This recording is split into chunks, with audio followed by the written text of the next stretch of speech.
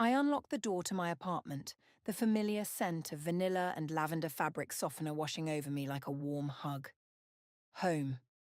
After 3 weeks away for a work conference, all I'd wanted was this moment, my space, my sanctuary, my little corner of calm in this chaotic city. Sid, you're back? Michaela's voice rang from the kitchen, followed by the soft padding of sock-covered feet on hardwood. I was about to order dinner.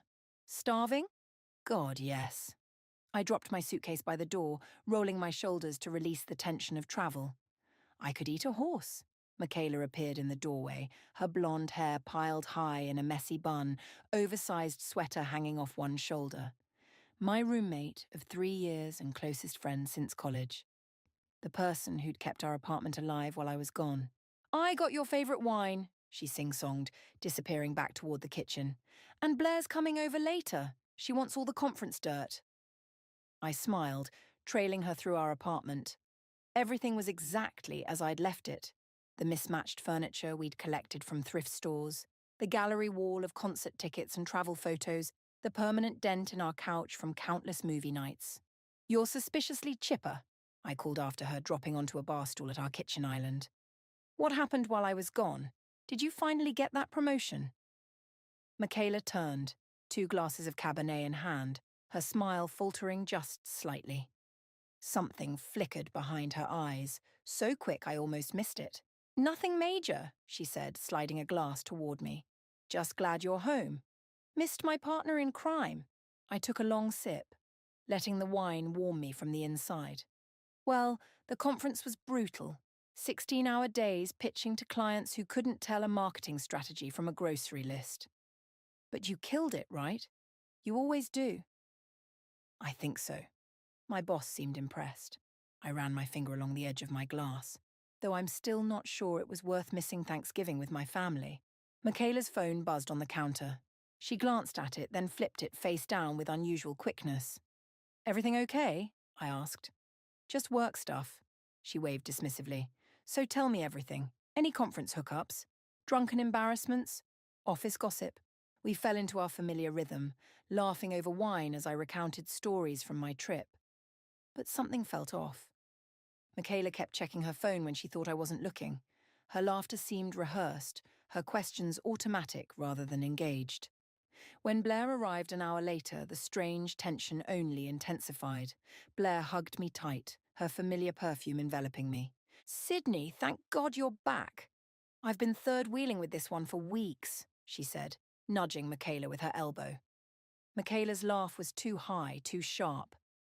Third-wheeling? I asked, looking between them. Blair's smile froze. You know, with all her dates and stuff. What dates? I turned to Michaela, who was suddenly very interested in refilling her wineglass. Just a few casual things, Michaela said lightly. Nothing serious.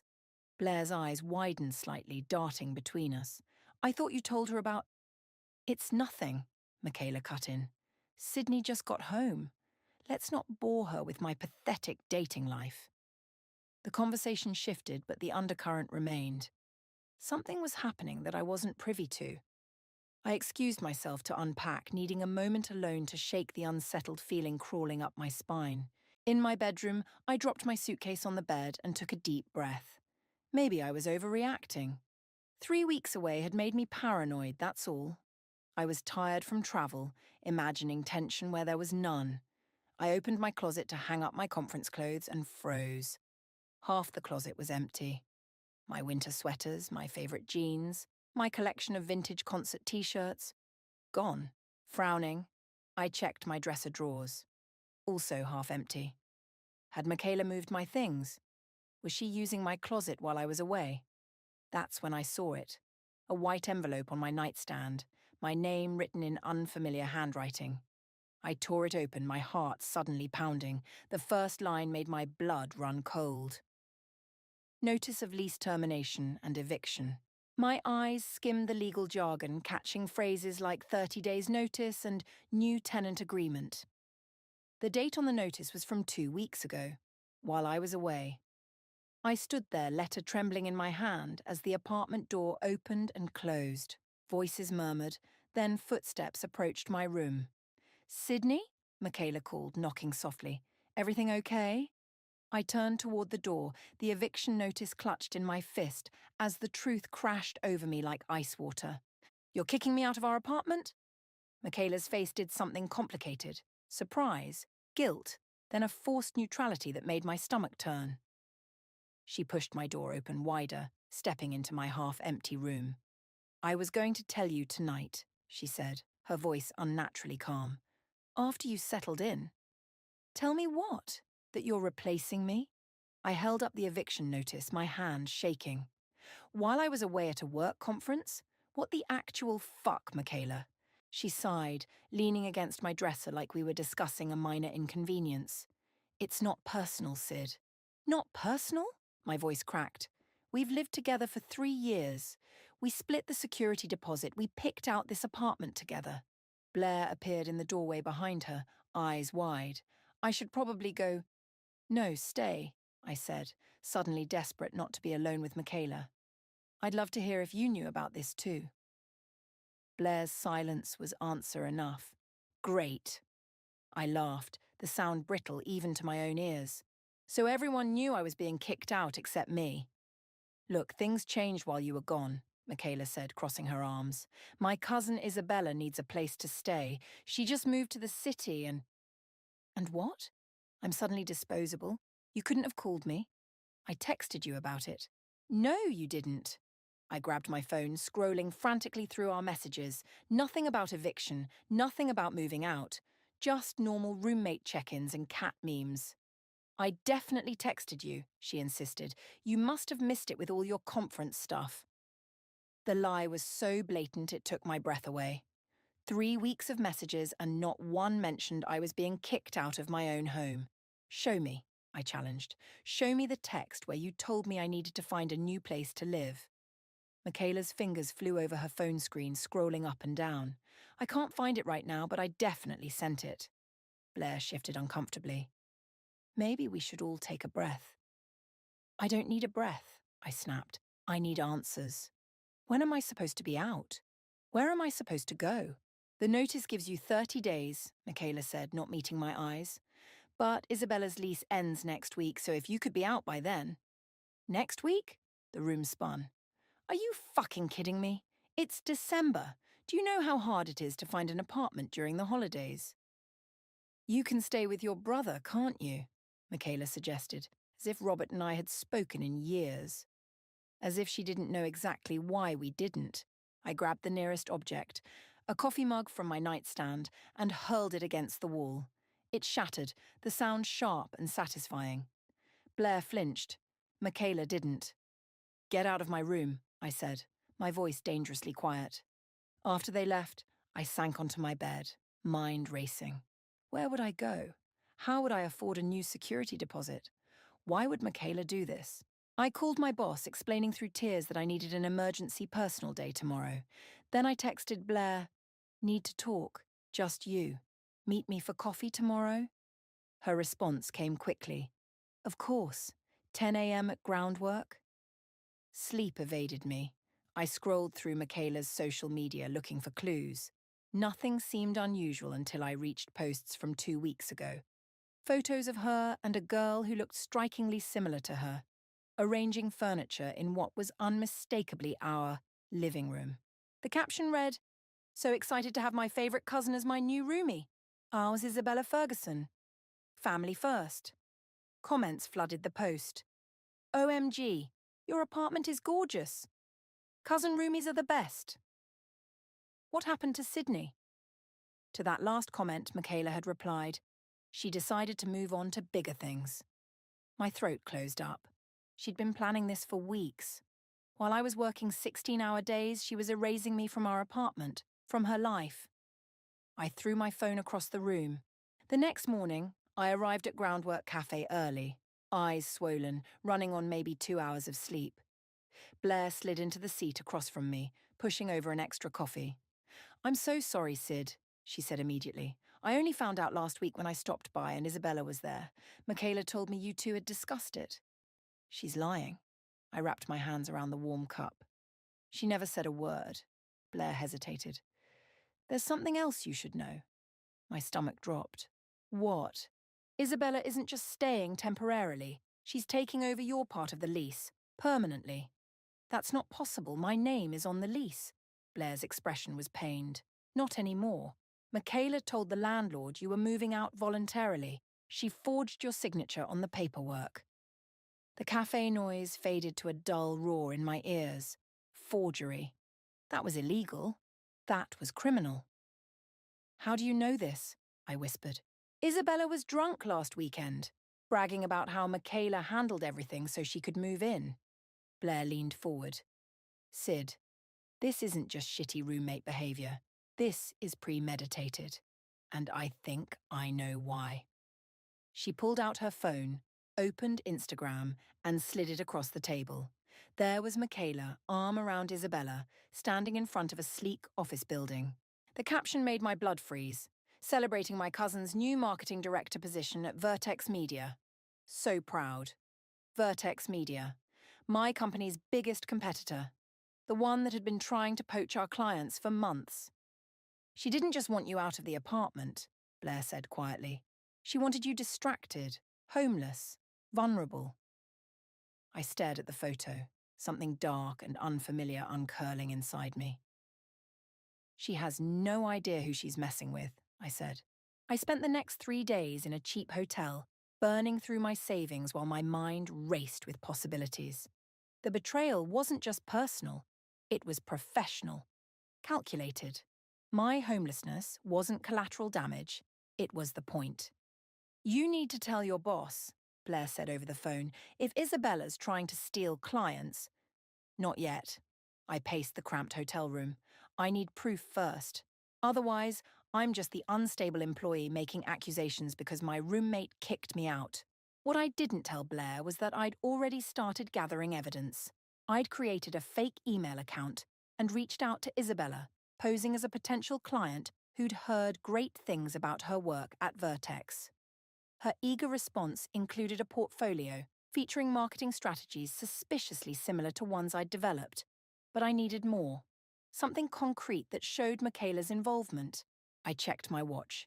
2:15 p.m. Michaela would be at her yoga class until 4. I knew her schedule better than my own, a fact she was counting on to avoid me while I moved out. Too bad for her, I had no intention of moving out quietly. 20 minutes later, I stood outside our apartment door, key in hand. My heart hammered against my ribs as I listened for any sound inside. Silence. I slipped the key in, half expecting it wouldn't work, that she'd changed the locks already. It turned smoothly. The apartment looked different. My books were gone from the shelves, replaced by decorative objects I'd never seen. The throw blanket my grandmother had knitted, removed. The kitchen island where I'd sat just days ago was covered with unfamiliar makeup products and fashion magazines. It was like I'd never lived here. I moved quickly to Michaela's room, guilt and righteousness warring in my chest. This wasn't breaking in. My name was still on the lease for 27 more days. Still, my hands trembled as I eased her door open. Her room was its usual organized chaos. Clothes draped over chairs, jewelry scattered across her dresser. I headed straight for her laptop sitting open on her desk. Password protected, of course. I tried the usual. Her birthday, her cat's name, our apartment number. Nothing worked. Think, Sydney, I muttered. What had changed in her life recently? Isabella. I typed in Isabella and hit enter. Password incorrect. Isabella NYC. The screen unlocked. Amateur, I whispered, opening her email. I found what I needed in minutes. An email chain between Michaela and Isabella spanning months. They'd planned everything. Isabella would get hired at Vertex. Michaela would help her access my client information. And in return, Isabella would help Michaela land a job there too. My eviction was timed perfectly with my biggest client presentations, ensuring maximum disruption to my work. I forwarded the emails to myself, then took screenshots for good measure. As I was closing the laptop, a text notification popped up on Michaela's phone, which lay charging nearby. Isabella. Did Sydney move her stuff out yet? My furniture arrives tomorrow.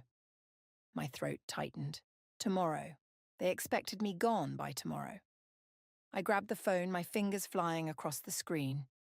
Michaela. Not yet. Having trouble finding a place. Might need another week. The response came immediately. Isabella. Are you kidding? I can't stay in this Airbnb any longer. Get her out. Michaela. I'll handle it. I set the phone down, a plan forming. I needed time to secure my job, find a new place, and make Michaela pay for what she'd done. And now I knew exactly how to buy that time. I left the apartment as quietly as I'd entered, stopping at a hardware store on the way back to my hotel. That evening, I called Blair. I need a favor, I said. Can I crash at your place for a few days? Of course, she said immediately. But what happened to staying at the hotel? Change of plans. I smiled at the new key in my hand, an exact copy of our apartment key. I'm going to make Michaela's life difficult. Sydney? Blair's voice held a warning. What are you planning? Nothing illegal. Not technically true, but close enough. Just buying myself some time. The next morning I waited until I knew Michaela would be at work. Then I returned to the apartment with a small bag of supplies. It took less than 20 minutes to complete my task, removing the pins from the hinges of my bedroom door, then carefully replacing the door so it looked untouched. I sent a text to Michaela. Coming by to get the last of my things this afternoon. Left my key on the counter. Her response was immediate and cold. Fine. Be out by 5. I left an old key on the counter, not the new copy I'd made, and walked out, smiling to myself. At 6:30 p.m., my phone rang. Michaela. What did you do to the door? She demanded, voice tight with anger. What door? I asked innocently. Your bedroom door. It won't open, and Isabella's stuff is being delivered tomorrow.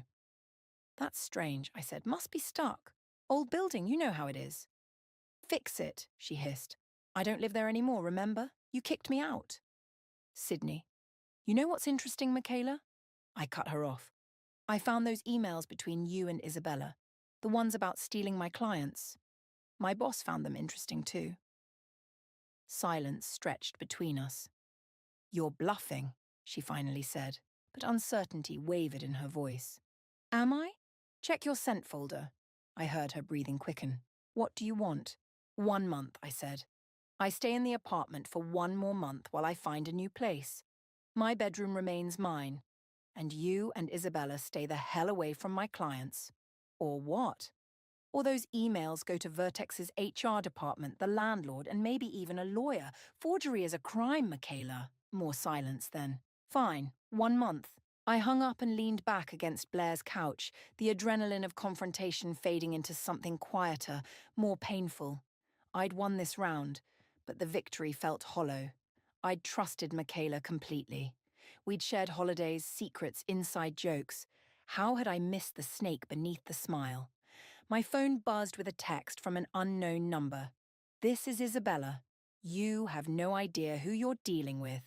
I stared at the message, something cold and determined settling in my chest. No, Isabella had it backwards. She had no idea who she was dealing with. Living with your enemies is a special kind of psychological torture. The apartment that had once been my sanctuary became a battleground of passive-aggressive notes, icy silences, and territorial disputes over the refrigerator. Isabella had moved in despite the bedroom door issue, sleeping on the living room couch and making sure I knew about her discomfort with loud sighs and pointed comments whenever I passed through. Michaela barely acknowledged my existence, communicating exclusively through terse text messages even when we were in the same room. Fine by me. I had bigger concerns than their comfort. I'd shown the incriminating emails to my boss, who'd immediately put me on a special project away from client-facing work for my protection. Translation. I was being sidelined until they determined whether I was a liability. It's just temporary, my boss had assured me. Legal needs to review everything. A week into this fragile truce, I sat at my desk at work, staring at my computer screen without seeing it. My phone buzzed with a text from Blair.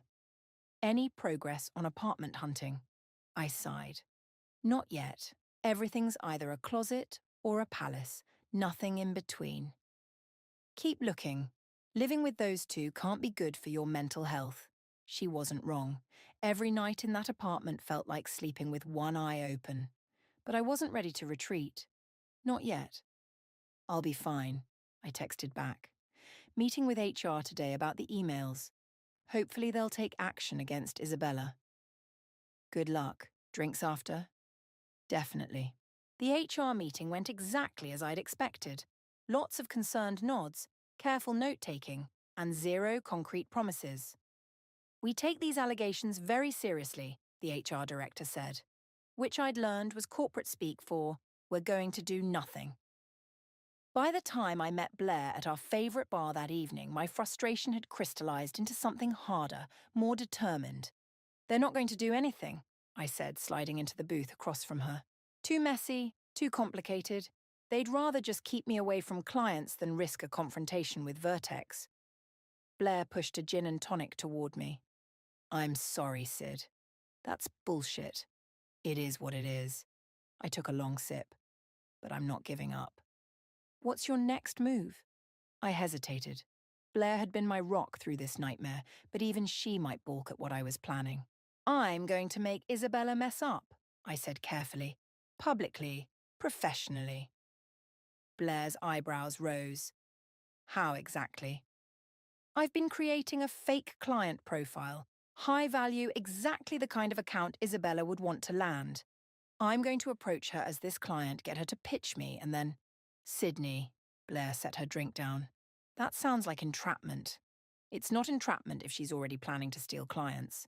I'm just giving her the opportunity to show her true colours. Blair studied my face. This isn't like you. The Sydney I know doesn't play these kinds of games. The Sydney you knew didn't have her life blown up by people she trusted. My voice came out sharper than intended. Besides, what choice do I have? HR won't help. I'm being pushed out at work. I need to protect myself. I get that, but do you? I cut her off. Because from where I'm sitting, it seems like everyone's telling me to just roll over and take it, find a new apartment, let Michaela and Isabella win. That's not what I'm saying. Then what are you saying? Blair reached across the table, her hand covering mine. I'm saying be careful. Don't become someone you'll hate just to get revenge. Her words hit harder than I wanted to admit. I pulled my hand away, suddenly needing space. I should go, I said, standing abruptly. Early meeting tomorrow. Sydney, wait. But I was already walking away, guilt and anger warring in my chest. The apartment was quiet when I got home. A note on the counter informed me that Michaela and Isabella were at a work event. Good. I needed the solitude. I opened my laptop and stared at the fake client profile I'd created. Blair's words echoed in my head. Don't become someone you'll hate. Was that what I was doing? My phone buzzed with a text from an unknown number. Is this Sydney? It's Marshall from Groundwork Cafe. Blair gave me your number. Hope that's okay. I frowned, trying to place the name. Then it clicked. The barista who always remembered my order. The one with the kind eyes who'd slipped me an extra cookie last week when I'd looked particularly miserable. Yes, it's Sydney. Hi.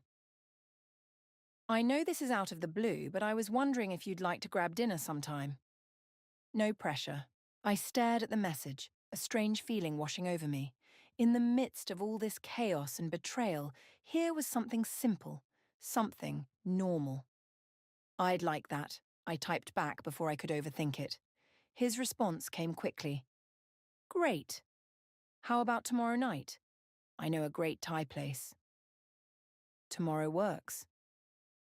I set my phone down, surprised by the small smile on my face. For a moment, I'd forgotten about Michaela, Isabella, the fake client profile, all of it. The front door opened and voices filled the apartment. Michaela and Isabella back from their event, laughing about something. The sound grated against my momentary peace. Oh, Michaela said, spotting me in the kitchen. You're here. I live here, I replied evenly. For 3 more weeks, anyway. Isabella smirked, dropping her designer bag on the counter. Not for long if you keep getting sidelined at work. Heard you're off the Westridge account. My blood went cold. How did she know that? Careful, Isabella, I said quietly. Corporate espionage is a serious offence. Is it espionage to hear office gossip? She shrugged. People talk, especially about employees who might not be around much longer. The implication was clear. They weren't just trying to take my home. They were actively working to get me fired. As they disappeared into Michaela's room, I turned back to my laptop, my resolve hardening. Blair's warning faded against the reality of what I was facing. The fake client profile stared back at me. I began to type, crafting an email to Isabella that would set my trap. Some lines, once crossed, can't be uncrossed. I was about to step over one. The Thai restaurant was tucked between a laundromat and a bookstore, easy to miss unless you knew it was there.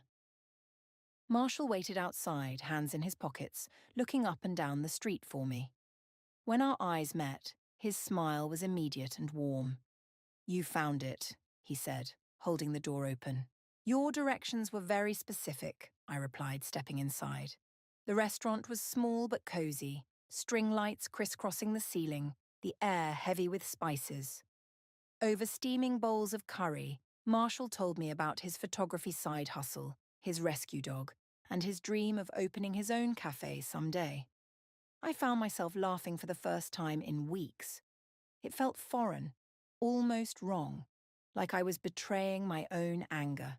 So what's your story, he asked, refilling my water glass. Blair mentioned you're going through some stuff, but she was pretty vague. I hesitated. The last thing I wanted was to dump my drama on this nice, normal guy. But something about his steady gaze made me want to be honest. My roommate kicked me out while I was away on a business trip, I said. And it turns out she and her cousin were plotting to sabotage my career. To his credit, Marshall didn't flinch. That's intense. Are you okay? Not really, I admitted. I'm still living there temporarily and it's a nightmare. But I'm handling it. Handling it how? I took a sip of water, avoiding his eyes. Let's just say I'm not going down without a fight. Marshall nodded slowly. Just be careful. Revenge has a way of consuming people. You sound like Blair. Blair's smart, he said with a slight smile, and she cares about you. A lot. Something in his tone made me look up. Did she put you up to this? Asking me out? No, he said quickly. Then, more honestly, well, she mentioned you might need a distraction, but I've wanted to ask you out for months. Just never had the courage until she gave me your number. I wasn't sure how to feel about that, annoyed at Blair's interference or touched by her concern. Maybe both. I'm glad you called, I said finally. I needed this more than I realized. Walking home later, I felt lighter somehow. For a few hours, I'd been just Sydney. Not the victim, not the avenger, just a woman on a date with a nice guy. It was a glimpse of what normal could feel like again. The feeling evaporated the moment I opened my apartment door. Isabella sat at the kitchen island, her laptop open, a smug smile playing on her lips as she looked up at me. Fun date? She asked. I ignored her, heading straight for my room. Not so fast, she called after me. We need to talk about this email I received today from Westridge Corp. Ring any bells? I froze, my back to her. Westridge Corp was the fake company I'd created. I have no idea what you're talking about, I said, turning slowly. Isabella's smile widened. Really? Because it's strange that a potential client would reach out to me directly, using industry jargon that sounds suspiciously like your writing style. My heart pounded. You're paranoid. Am I? She turned her laptop toward me. On the screen was my email, and next to it a marketing proposal I'd written months ago. The similarities in phrasing were unmistakable. I'm not an idiot, Sydney, Isabella said, her voice hardening. Did you really think I wouldn't recognize a trap when I saw one? I don't know what you're talking about, I repeated, but the words sounded hollow even to me. Save it. She closed her laptop with a snap. I've already forwarded this to HR at both our companies. Harassment, corporate sabotage. Take your pick of what they'll call it. The floor seemed to tilt beneath me. You're bluffing. Check your work email. Her smile was vicious now. Oh, wait, you can't. Your access has been temporarily suspended pending an investigation. I grabbed my phone, hands shaking as I opened my work email app. Access denied. I tried again. Same message. I started, but Isabella cut me off. You did this to yourself, she said, standing. You couldn't just walk away. You had to play games. You stole my home, I hissed. You're trying to steal my job. What was I supposed to do? Not this, she gestured to her laptop. Not something that could get you fired or worse. Like you care. I don't, she agreed. But Michaela might. She actually felt bad about all this, you know. Until you started your little revenge campaign. The mention of Michaela sent a fresh wave of anger through me. Where is she? Out. She doesn't know about this yet. Isabella picked up her phone. But she will soon.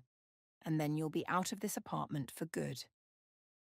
I retreated to my room, locking the door behind me. My hands wouldn't stop shaking. I'd been so careful with that email, creating it from a new account, using a VPN. How had she connected it to me so easily? My phone buzzed with a text from Blair. How was the date? I couldn't even think about the date now. I messed up. Bad. Isabella caught me trying to trap her. She reported me to HR. Blair's response came immediately. Coming over. Don't do anything else. I paced my room, panic rising in my throat. If I lost my job over this, I'd have nothing. No home, no income, no way to fight back. A knock at my bedroom door made me jump. Sydney? It was Michaela's voice, quiet but firm. We need to talk. I opened the door, bracing for the worst. But Michaela's expression wasn't triumphant or angry. She looked tired. Isabella told me what happened, she said. I'm sure she did. This has gone too far. Michaela ran a hand through her hair. Both of us, we're acting crazy. Both of us? I laughed bitterly. I'm not the one who forged signatures and stole an apartment. No, you're just the one creating fake companies to entrap people. She sighed. Look, I got a call from our landlord today. The building's being sold. We're all getting eviction notices next week. I stared at her, certain this was another trick. What? It's true. 30-day notice. Everyone out. She met my eyes directly. So this whole fight, it's pointless now? Before I could respond, my phone rang. Unknown number. With a sense of dread, I answered. Is this Sydney? A man's voice, formal and cold. Yes. This is David from HR. I need you to come in tomorrow morning at 9 a.m. for a disciplinary meeting regarding some serious allegations that have been brought to our attention. As he continued outlining the charges against me, I looked at Michaela, still standing in my doorway. The irony wasn't lost on me. We were both about to lose this apartment, but only one of us was about to lose everything else too. Blair arrived 20 minutes later, bursting through the front door like a hurricane. She found me sitting on my bed, staring at the wall, Michaela's revelation about the building sale still ringing in my ears. What happened? Blair demanded, shutting my bedroom door behind her. Tell me everything. I recounted it all mechanically. The fake client email, Isabella catching me, the HR call. Blair listened without interrupting, her expression growing more troubled with each detail. This is bad, Sid, she said when I finished. Really bad. I know. No, I don't think you do. She sat beside me on the bed. Corporate entrapment isn't just grounds for firing, it could be legally actionable. Isabella could sue you. She won't, I said, though I wasn't sure why I felt so certain.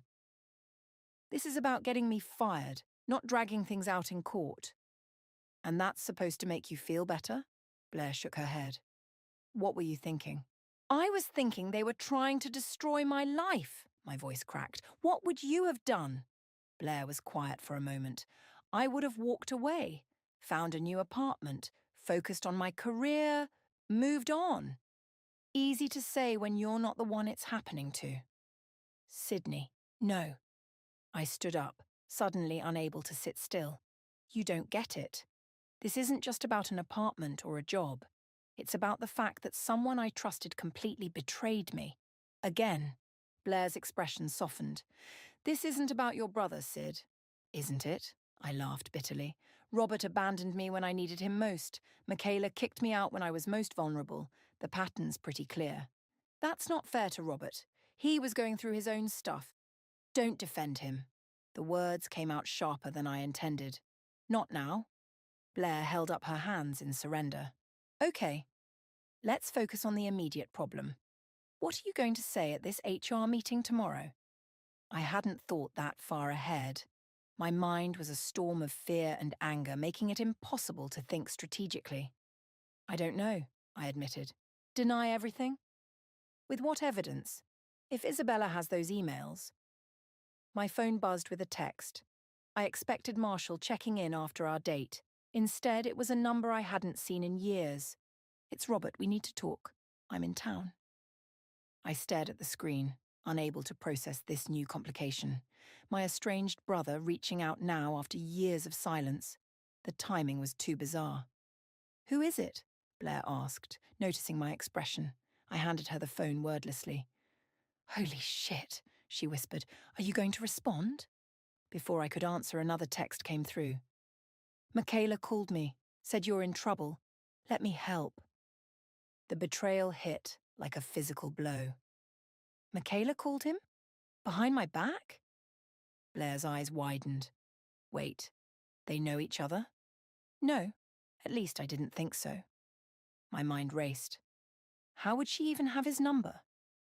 A knock at my door interrupted us. Michaela stood there, her expression unreadable. Your brother's on his way over, she said without preamble. You had no right, I said, my voice shaking. No right to contact him. Someone had to, she replied. You're spiraling, Sydney. You need family right now. Family? I laughed, the sound harsh and brittle. You mean the brother who cut me off when our parents died? Who left me to handle everything alone while he disappeared to find himself? Michaela had the decency to look uncomfortable. He said it was complicated. How long have you been in touch with him? I demanded. She hesitated. A few months. He reached out looking for you but asked me not to tell you yet. He wanted to make things right in person. The room seemed to tilt. All this time, Michaela had been talking to Robert behind my back, while planning to kick me out, while conspiring with Isabella. Get out, I whispered. Sydney. Get out, I screamed, something breaking loose inside me. Both of you, get out! Blair touched my arm. I'm staying. No, I pulled away. I need to be alone. Please. After they left, I sat in the silence of my room trying to make sense of everything. Robert was coming here. After 5 years of nothing, he was walking back into my life at my lowest moment. Because Michaela called him. My phone buzzed again. Robert. Almost there. Please talk to me. I turned my phone off and curled up on my bed, feeling like that 16-year-old girl again. The one who stood at our parents' funeral while Robert, 21 and drowning in his own grief, told me he needed space. The one who handled the estate, the house sale, the insurance claims, all while finishing high school alone. The doorbell rang 30 minutes later. I heard murmured voices in the living room, Michaela letting Robert in. Then a knock at my bedroom door. Sid? His voice deeper than I remembered. It's me. I didn't answer. I know you're angry, he continued. You have every right to be, but I can help with this HR situation. I'm a lawyer now. That got my attention. I opened the door to find an older, more polished version of my brother. The wild hair was now neatly cut, the band t-shirts replaced by a button-down. But his eyes were the same, our mother's eyes. A lawyer, I repeated flatly. Congratulations. Employment law, specifically. He shifted uncomfortably. Can I come in? I stepped aside, allowing him into my room. He looked around, taking in the half-packed boxes, the general disarray. Michaela told me what's been happening, he said. All of it. I'm sure she did. What she did was wrong, he said, surprising me. But this revenge plan, it's going to backfire, Sydney. Let me help you salvage your job, at least. Why now? I asked, the question that had burned in me for years. Why show up now? Robert's eyes met mine, filled with regret and something else, determination. Because I'm not making the same mistake twice, he said. I abandoned you once. I won't do it again. I wanted to scream at him, to throw him out like I had Michaela and Blair. but a small, desperate part of me recognized the lifeline he was offering. "The HR meeting is at 9 tomorrow," I said finally. "Don't be late." Robert and I arrived at my office building at 8:30 the next morning. I hadn't slept, my mind racing between the HR meeting, Robert's sudden reappearance, and Michaela's betrayal. My body felt hollow, running on nothing but anxiety and 3 cups of coffee. "Remember what we discussed," Robert said as we rode the elevator up. "Let me do most of the talking. Don't admit to anything." I nodded mechanically. We'd spent hours last night going over a strategy, deny the fake email, question the evidence, suggest Isabella had fabricated the whole thing out of professional jealousy. It felt wrong, more lies to cover lies. But I was desperate. The elevator doors opened to reveal Isabella standing in the lobby talking to my boss. They both turned as we approached, Isabella's expression shifting from confident to uncertain at the sight of Robert in his crisp suit, leather briefcase in hand. "Sydney," my boss said, his tone carefully neutral. "The meeting's in conference room B. Who's this?" "Robert Miller," my brother said, extending his hand. "Sydney's legal counsel." My boss's eyebrows shot up. "Legal counsel? This is just an internal review, not a court proceeding." "Nevertheless," Robert replied smoothly, "given the serious nature of the allegations, my sister has the right to representation." Isabella's smug smile had vanished completely. In the conference room, David from HR sat with another woman I didn't recognize. Files were spread before them, including printouts of what I assumed were the damning emails. "Before we begin," Robert said as soon as we sat down, "I'd like to address the fundamental conflict of interest here. Isabella Ferguson has a personal vendetta against my sister that extends beyond the workplace." "That's not true," Isabella interjected. Robert ignored her. "Ms. Ferguson is cousins with Sydney's roommate, who recently attempted to illegally evict Sydney from their shared apartment. We have evidence of forged documents and conspiracy to displace my client during her business trip." The HR representatives exchanged glances. "While that's concerning," David said carefully, "it doesn't address the allegations that Sydney created a fake company to entrap Ms. Ferguson." "About those allegations," Robert continued, "we've reviewed the emails in question. There's no evidence connecting them to my sister beyond Ms. Ferguson's speculation. In fact, we have reason to believe Ms. Ferguson fabricated this entire scenario to discredit Sydney professionally."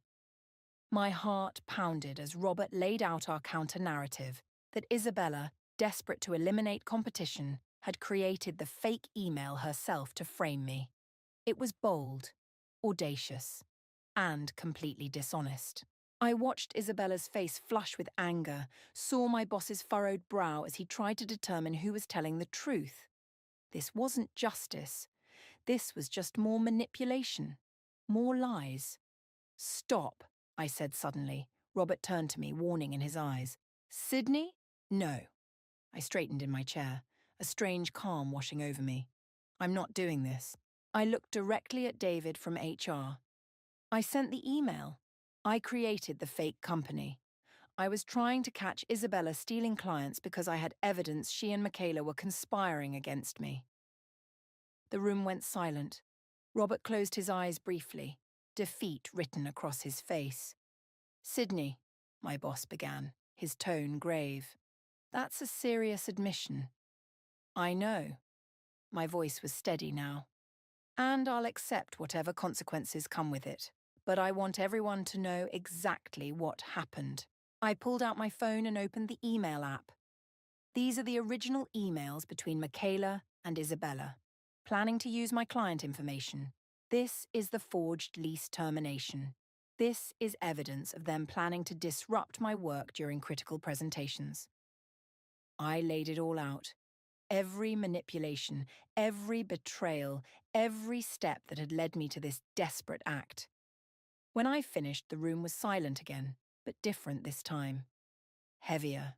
"This doesn't excuse my actions," I said finally, "but it explains them. I was fighting to save my career, my home, my life." David cleared his throat.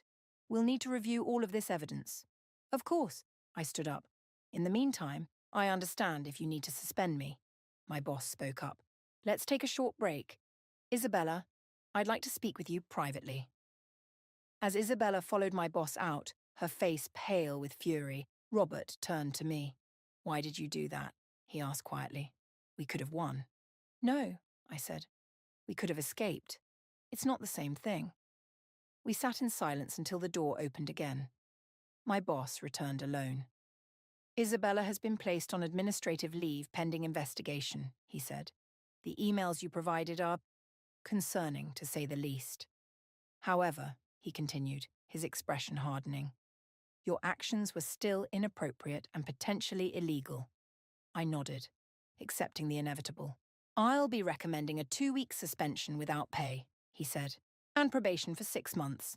Any further incidents will result in immediate termination. Relief washed over me so intensely I nearly collapsed. Thank you.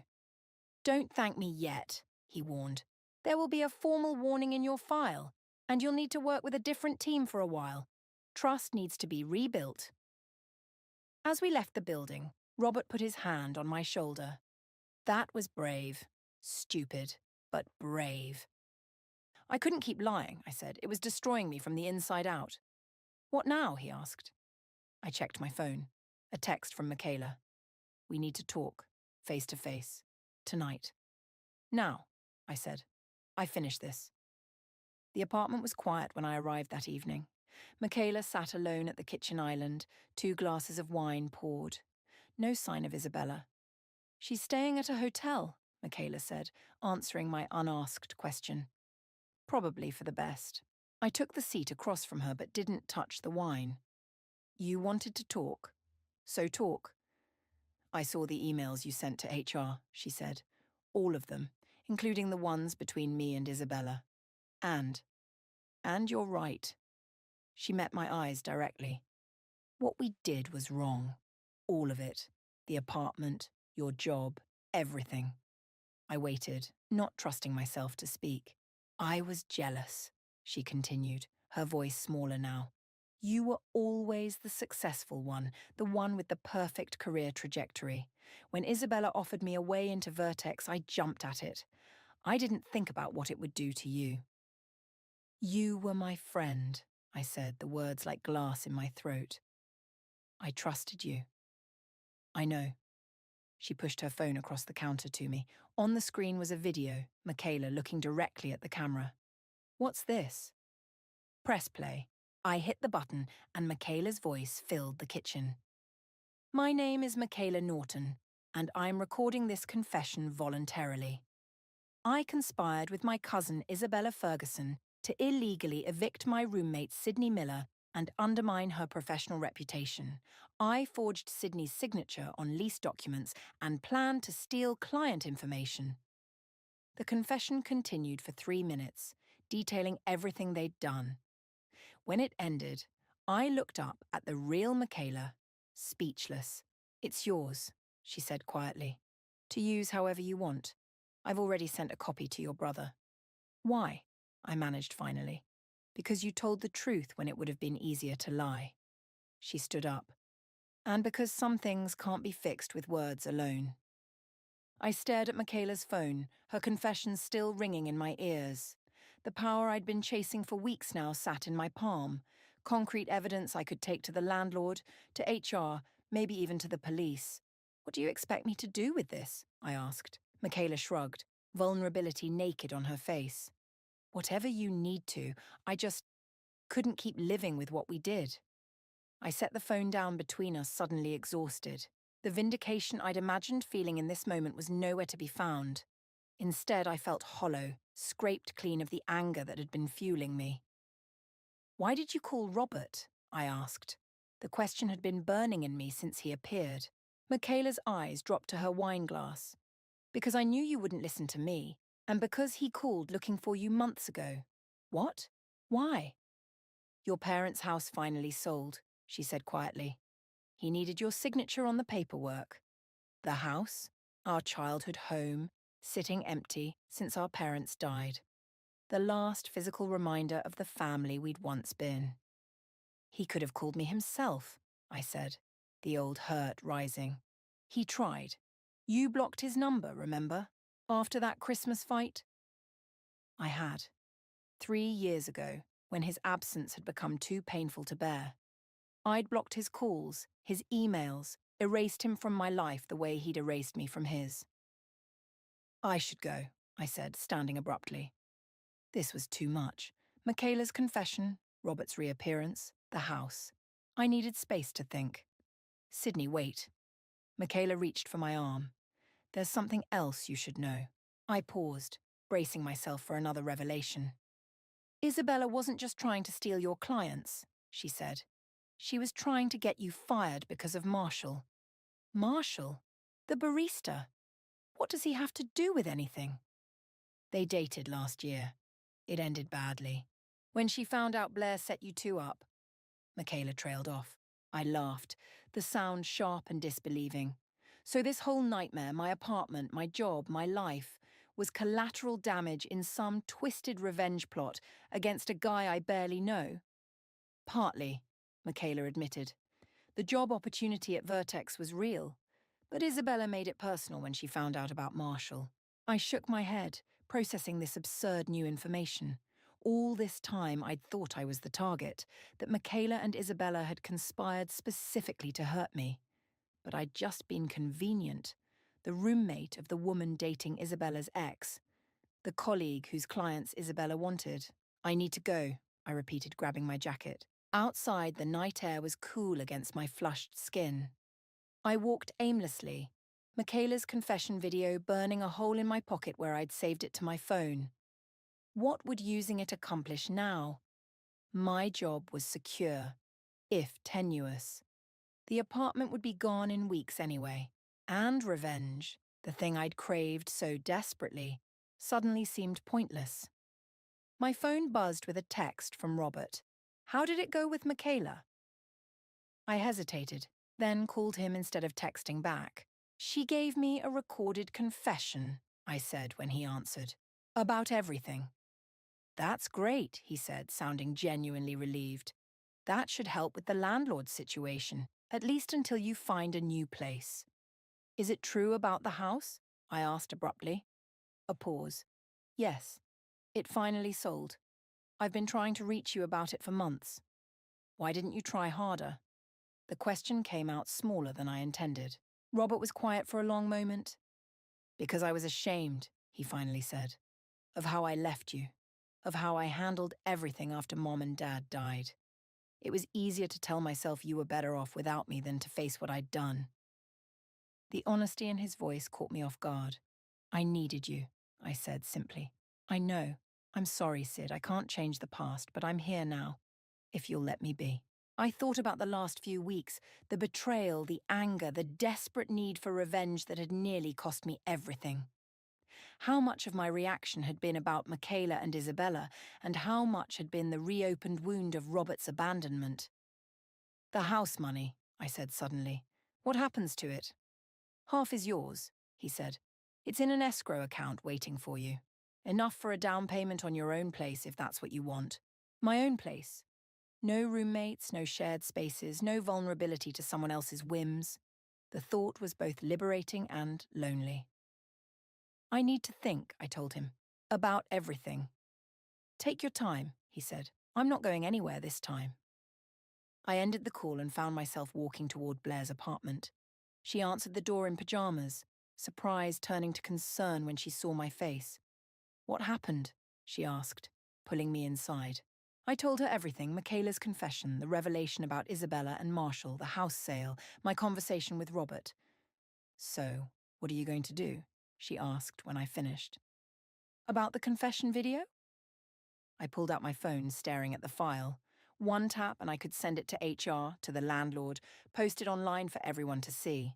The revenge I'd wanted served on a silver platter. Delete it, I said, surprising myself. Are you sure?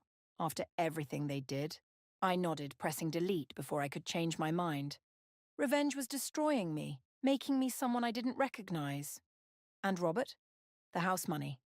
I don't know yet, I admitted, but I'm done letting the past control my future. Blair smiled, squeezing my hand. That sounds like the Sydney I know.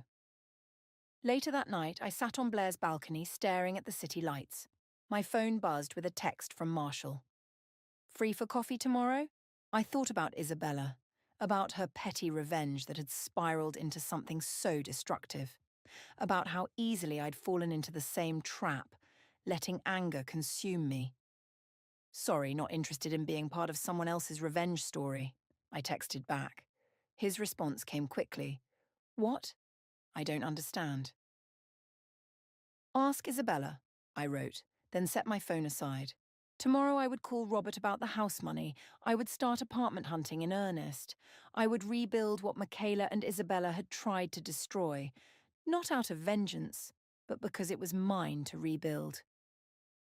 The realization settled over me like a blanket. The opposite of betrayal isn't revenge. It's reclaiming what's yours. Your power, your peace, your future. I'd spent weeks trying to burn down what others had taken from me. Now it was time to build something new from the ashes, something that couldn't be so easily destroyed, something that was mine alone.